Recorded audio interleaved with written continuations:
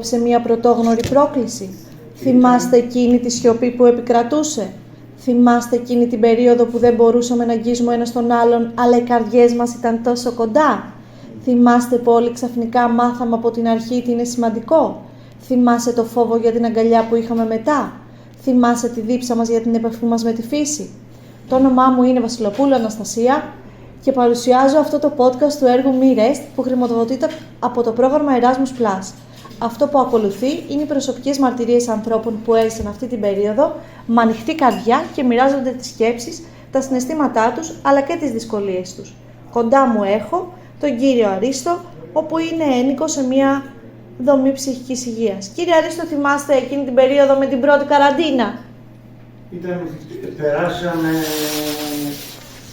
πώς το λένε, οι ανθρώπινες σχέσεις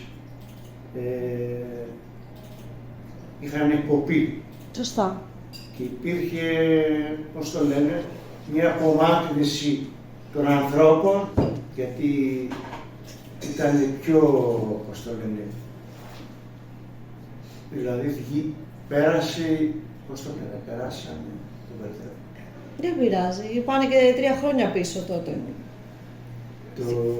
Η πρώτη καραντίνα κράτησε περίπου 2 μήνες. 2 μήνες. Αλλά νομίζω ότι για εσάς στην Ελλάδα, σε δομές ψυχικής υγείας κράτησε λίγο παραπάνω, λόγω ότι το κράτος φοβόταν να σας ανοίξουν για εξόδου κοινωνικοποίησης, να βγείτε όπως παλιά. Πώς το αντιμετωπίσατε τότε αυτό, φοβηθήκατε? Εγώ να σας πω την αλήθεια, δεν φοβόμουν, αλλά είχα και το φόβο, γιατί δράσατε άμεσα και μας κάνετε τα 2 εμβόλια.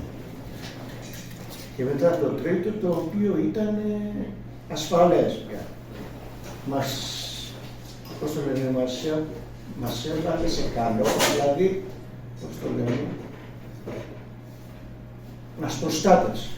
Οπότε ήσασταν υπέρ του εμβολιασμού, δεν ήσασταν από τους ανθρώπους που φοβόσασταν τότε? Όχι, ήμασταν και δεν φοβόμασταν τότε. Μας προστατεύατε κι εσείς, και πέρασε το πρόβλημα. Δεν είχαμε τίποτα. Δεν είχαμε τίποτα να φοβηθούμε. Πώς πέρναγε ο χρόνος τότε, που δεν βγαίνατε έξω και που για πολύ, πολύ καιρό ήσασταν ξαφνικά μέσα σε ένα σπίτι και στην αυλή του? Περνάγαμε, εγώ συγκεκριμένα για μένα έκανα ποδήλατο. Κάνατε ποδήλατο? Ναι, ήθελα να αδυνατήσω και αυτό. Αλλά δεν βλέπαμε αυτό το πράγμα, βλέπαμε ότι υπάρχει ασφάλεια, πώς το λένε, είμαστε ασφαλείς. Ότι νιώθατε ασφαλείς? Νιώθουμε ασφαλείς, ναι. Ήρθατε περισσότερο κοντά εκείνη την περίοδο, επειδή ήσασταν όλοι μαζί, είτε με το προσωπικό, είτε με κάποιους άλλους ενίκους, γιατί αναγκαστικά ήσασταν σε ένα σπίτι. Ναι.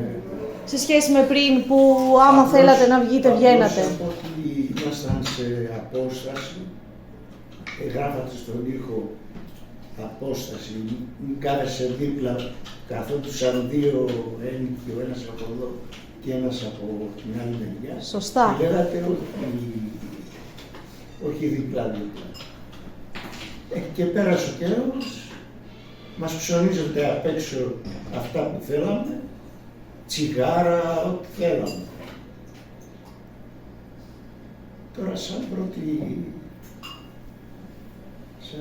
εκτίμηση ότι πέρασε αυτό το πράγμα και αρχίζαμε να πηγαίνουμε βόλτες, συγκεκριμένα με την κυρία Γιαννιούδη πηγαίναμε στην πλατεία με τα άλλα παιδιά, καθόμασταν λίγο, πέραμε τον αέρα και συγκεκριμένα κιόλας μερικά μαγαζιά που πήγαμε, καφετέριες, όλα κλείσαν.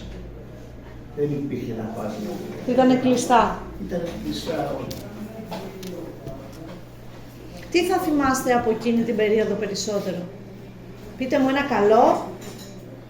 ένα καλό που έγινε σε εκείνη την περίοδο ή ένα καλό που αποκομίσατε και ένα που λέτε ότι ελπίζω να μην ξανάρθει αυτό, να μην το ξαναζήσω. Να μην το ξαναζήσω. Να μην το ξαναζήσουμε. Γιατί ήταν πρόσωπο, δηλαδή πώς το λένε, πήγαινε, κλονίστηκε η φύση. Σωστά. Και ήταν, λες και έβαζες, με συγχωρείτε τι λέω, περνάγανε θεσσάρωσες τις παλιές, πόδια, τέτοια πράγματα. Δηλαδή κόλλαγε όταν ήταν έξω άνθρωποι, άμα δεν προστατευόντουσαν, κολλάγανε. Είχαν γεμίσει εντατικές. Σωστά. Τέλος πάντων, πέρασε ο καιρός και όλα καλά. Εντάξει, τώρα εγώ τελευταία πρώτη φορά που βγήκα θετικός εδώ. Κάθισα 9 μέρες.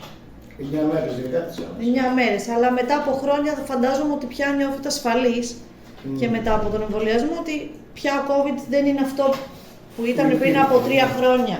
3,5. Είχαν ερημώσει οι δρόμοι. Τότε, ναι. Τα πάντα. Είχαν κλείσει, δεν υπήρχε ελευθερία, δεν υπήρχε τίποτα πια. Μια παύση στη ζωή. Μια παύση. Και ήταν κάπου για τον άνθρωπο, δηλαδή έπρεπε να βρει τρόπους να περνάει ο χρόνος για να μην μένουν στάσιμοι και να μπορέσουν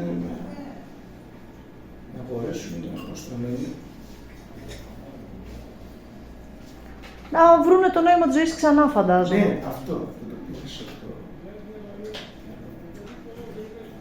Εντάξει, κύριε Αριστό. Ευχαριστώ πάρα πολύ.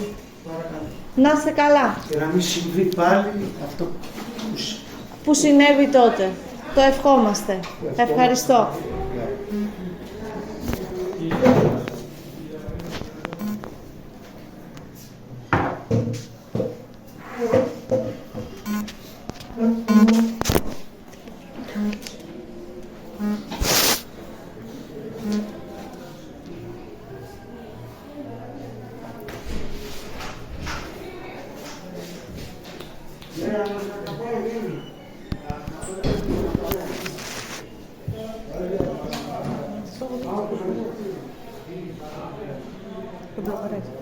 Πήρε το δευτερόλεπτο.